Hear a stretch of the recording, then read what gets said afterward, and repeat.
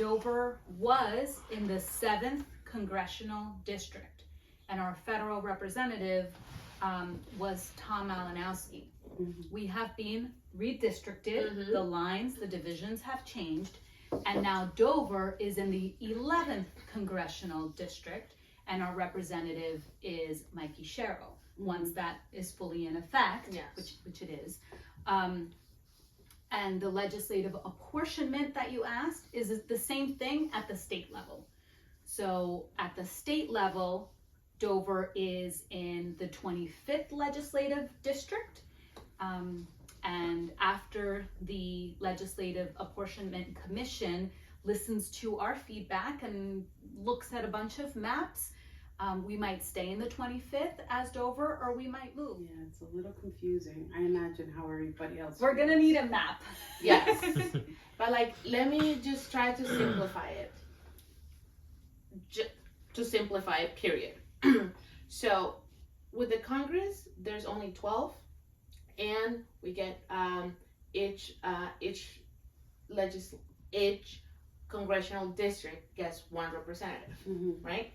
But legislative districts get 2 assemblymen or women, or men and women, and 1 senator to represent the needs of that district in Trenton. So that's why Dover has 1 congressional representative. It was Malinowski, now Sherrill, and 1 state senator, Bucco, and 2 assembly people, Dunn and Bergen. Thank you for that. I always forget, like, assembly people should be the way to say it, because that is the right expression. So thanks.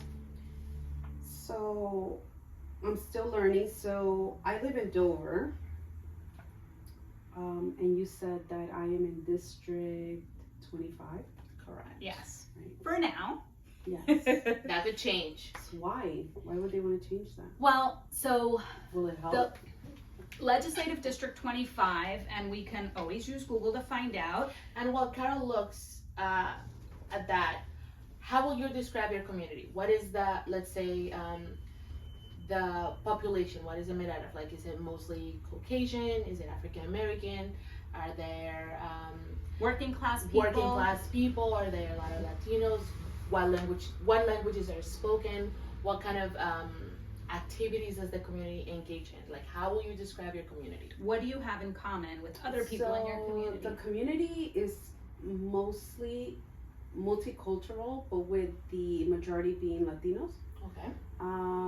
So that's one of the reasons that I moved to Dover, because of that. And it's working class. Okay. A lot of immigrants live here. So LD25, thanks to Google, we can see that LD25 is one of 40 in the, right? So instead of 12, there's 40 at the state level.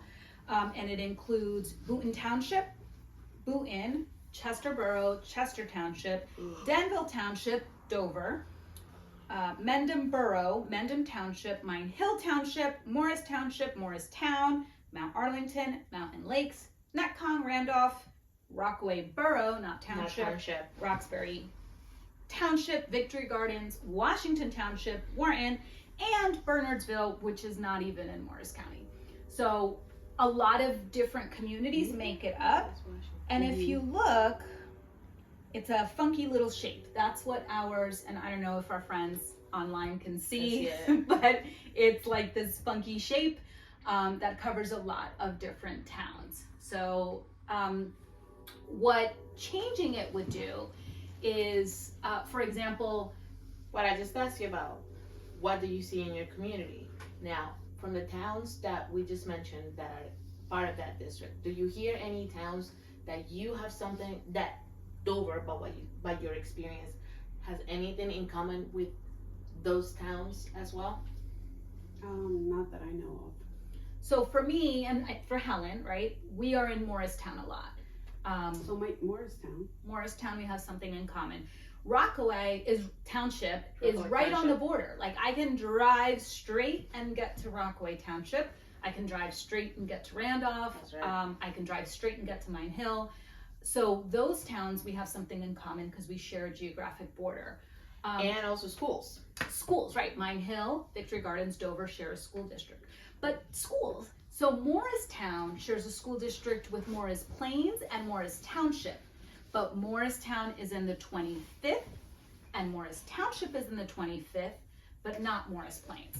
So Wind of the Spirit are one of many organizations and many people in the state that is working to help make the districts so that we have more in common.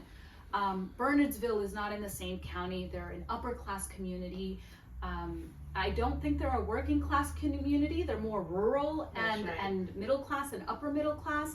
So because they don't have a lot in common with Dover, to me, it doesn't make sense for Bernardsville and Dover to be in the same community. And for the representative, right? So when Bucco to care about the smaller scale of the population within that district, because it's kind of like, oh, but this group of people, of this group of individuals, don't necessarily make a difference when it comes to my election or my re-election.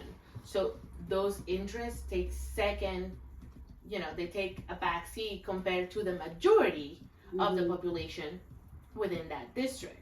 So we lose common ground. We don't have common interest with the majority of the towns in the district. So the needs of certain group do not get met because there's no priority or makes a difference to that representative.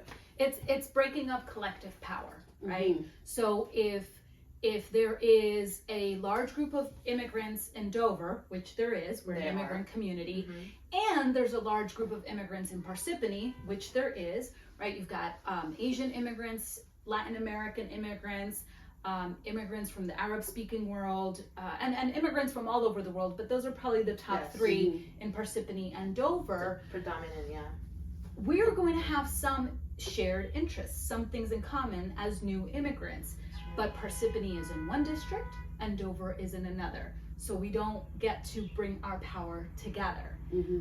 So putting Parsippany and Dover together in the same district could help us grow our power as an immigrant community. Exactly. That said, currently Parsippany is like the hub of Legislative District 26, and Morristown is the hub of LG 25. Thank you. So LD 25. So it's so tricky to move them around, right? Should Dover move to LD 26 or should Parsippany come to LD 25, right? And that's what the legislative apportionment process is. It's looking at the map and trying to figure out who has in common what with who and putting them all together, maybe in some new shapes based on the information we have from the census and based on these hearings that the Legislative Apportionment Commission is having. They're listening to us. So there was a meeting, a virtual hearing, January 26th that I know you tuned into. You watched a little bit.